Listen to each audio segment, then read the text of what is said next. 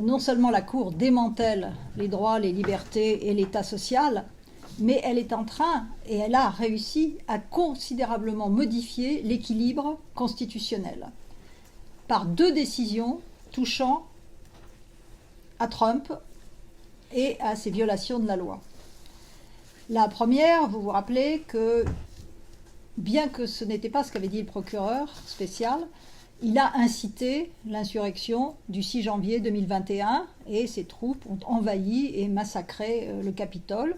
Et je pense que si les services secrets n'avaient pas réussi à cacher le vice-président et Nancy Pelosi, je ne sais pas ce qui leur serait arrivé.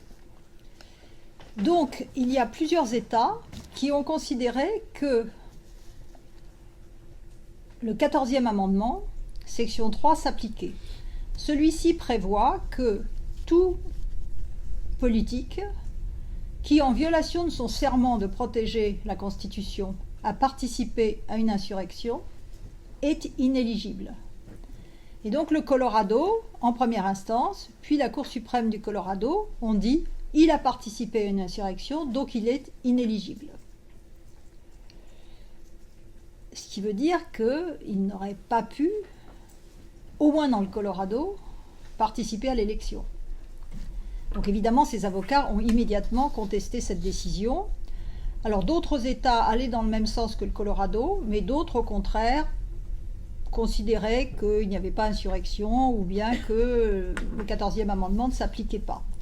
Et donc, très justement, la Cour suprême a accepté de se saisir de l'affaire. Mais elle a accepté de se saisir en procédure d'urgence. Et donc, quelques jours après, elle a rendu une décision. Alors, personnellement, j'étais convaincue qu'elle dirait que, pour des raisons de fédéralisme, on ne peut pas laisser un seul État, en l'occurrence le Colorado, décider. Donc, qu'elle conclurait que les décisions d'inéligibilité prises par un État ne s'appliquent pas. Et cela aurait suffi.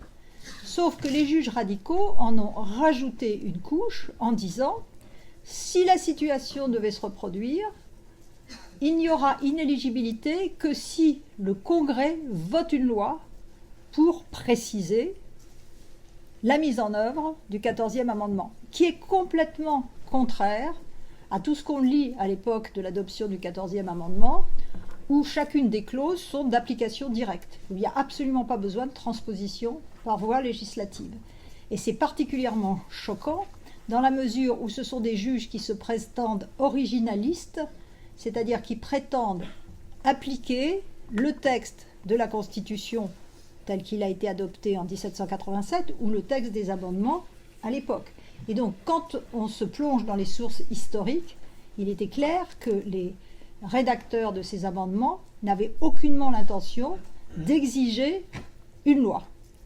Donc, en violation de leur approche originaliste, ils ont doublement protégé et Trump et les futurs présidents.